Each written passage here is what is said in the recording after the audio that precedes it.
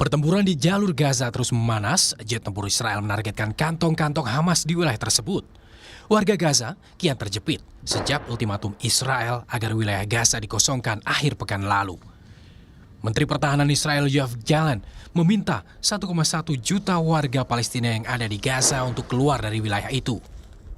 Of the terrorist is the civil population. Therefore, we need to separate them. So those who want to save their life, please go south. We are going to destroy Hamas infrastructures, Hamas headquarters, Hamas military. Di rumah sakit kota Khan Younis, ambulans tak henti membawa para korban luka akibat serangan Israel. Kota ini menerima ribuan pengungsi usai militer Israel mengeluarkan perintah evakuasi bagi 1,1 juta orang di Gaza Utara. Selain berjuang untuk melarikan diri dari wilayah Gaza, warga juga bergula dengan minimnya persediaan makanan, bahan bakar, dan air minum yang kian menipis. Sekitar 2,3 juta penduduk di jalur Gaza yang terkepung tak punya akses air bersih setelah Israel memutus pasokan air dan listrik ke wilayah itu. Sementara itu, Kementerian Luar Negeri masih berupaya mengevakuasi WNI di Gaza dan sekitarnya. Total ada 143 WNI yang menetap. Warga negara kita yang tinggal menetap di Gaza, 39 menetap di tepi barat dan sekitarnya, 94 pelajar yang ada di wilayah Sapir. Jadi total ada 143 warga negara kita yang tinggal menetap. Kita menyusun rencana kontingensi termasuk berbagai macam skenario rute evakuasi. Jadi kita tidak hanya menyusun satu skenario saja karena situasi di lapangan sangat fluid, ya, belajar dari pengalaman evakuasi sebelumnya, berbagai macam opsi kita buka. Peperangan yang melanda wilayah Gaza sepekan terakhir menelan korban jiwa lebih dari 3.600 orang, sedangkan 16.000 warga, baik Palestina dan Israel, terluka. Tim Liputan, Kompas TV.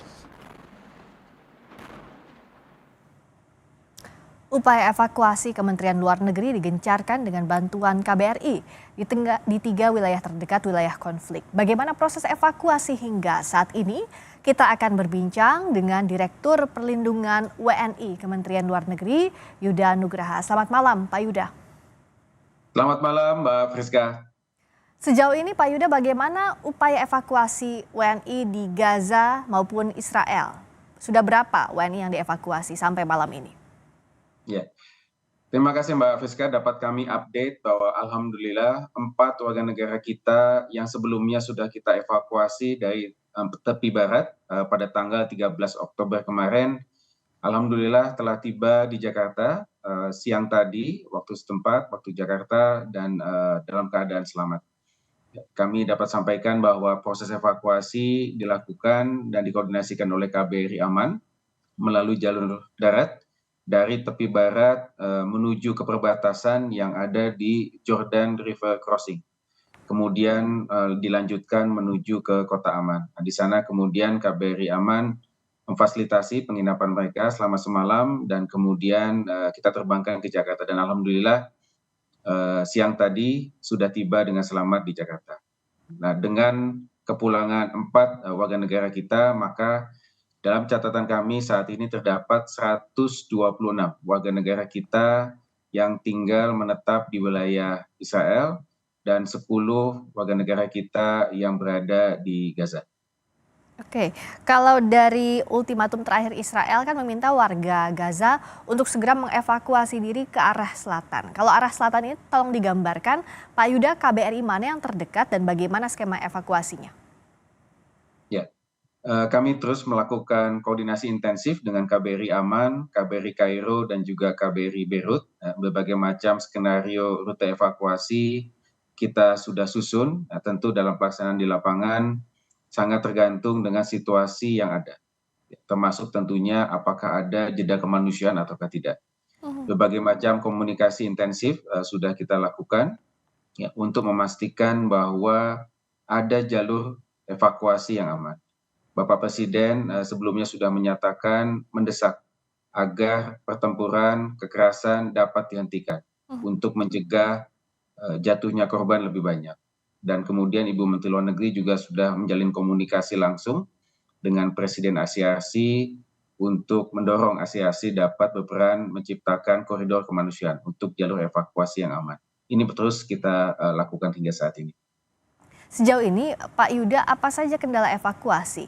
Karena informasi yang didapat, akses utilitas termasuk listrik dan internet juga terbatas. Sementara untuk evakuasi ini kan membutuhkan komunikasi yang intens antara KBRI terdekat dengan WNI di Gaza maupun Israel.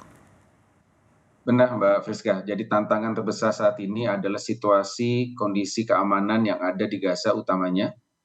Karena Israel masih terus membombardir wilayah Gaza, Israel juga memblokade dan juga memutus jaringan listrik dan air dan juga pasokan logistik.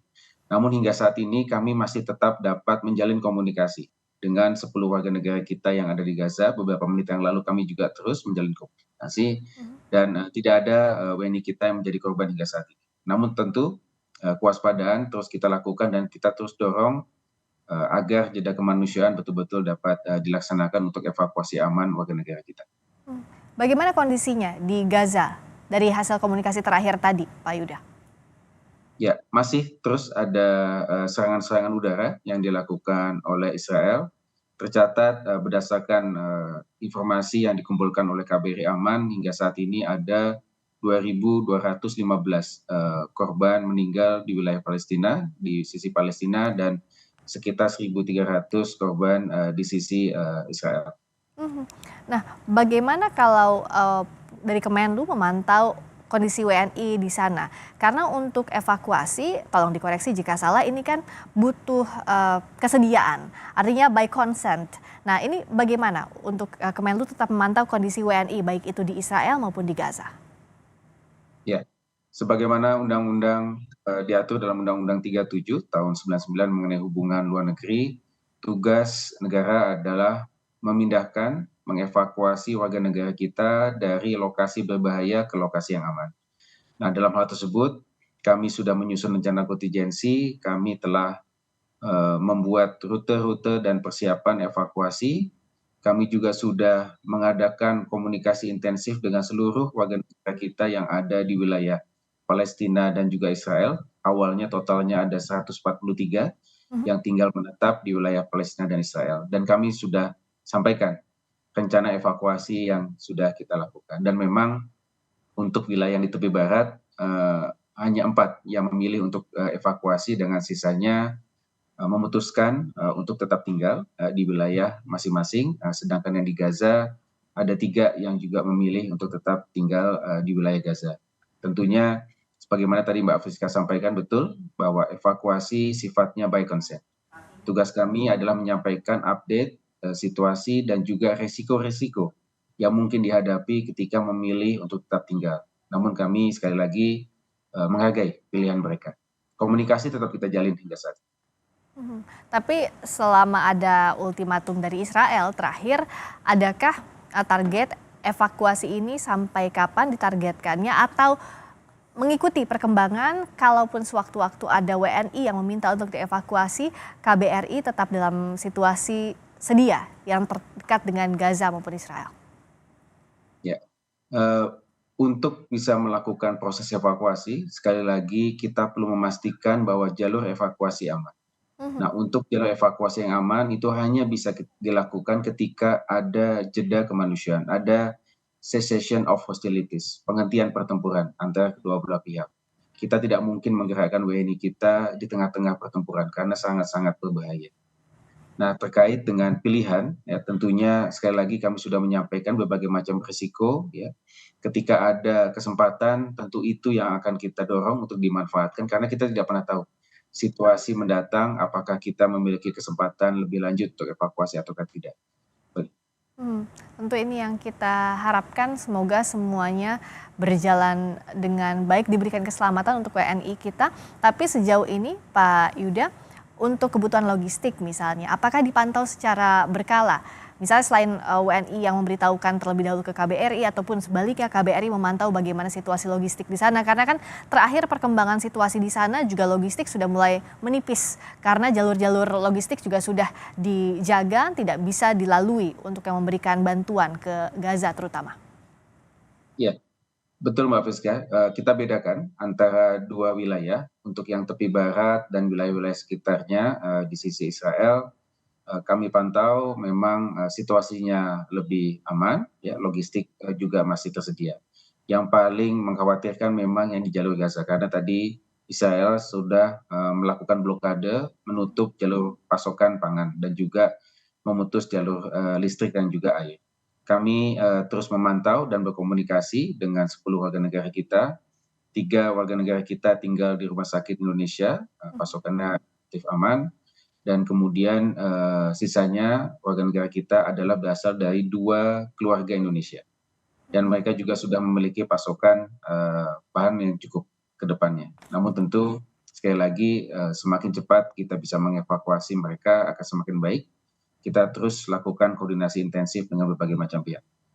Kita berikan juga doa selalu dan semoga seluruh proses evakuasi berjalan baik dan diberikan keselamatan untuk seluruh warga negara Indonesia yang berada di jalur Gaza khususnya dan juga di tepi barat di sisi Israel. Amin. Terima kasih. Kita doakan bersama, Mbak Friska. Amin, amin, tentu kita doakan selalu. Terima kasih Pak Yuda Nugraha, Direktur Perlindungan WNI Kementerian Luar Negeri telah bergabung di Sapa Indonesia Malam.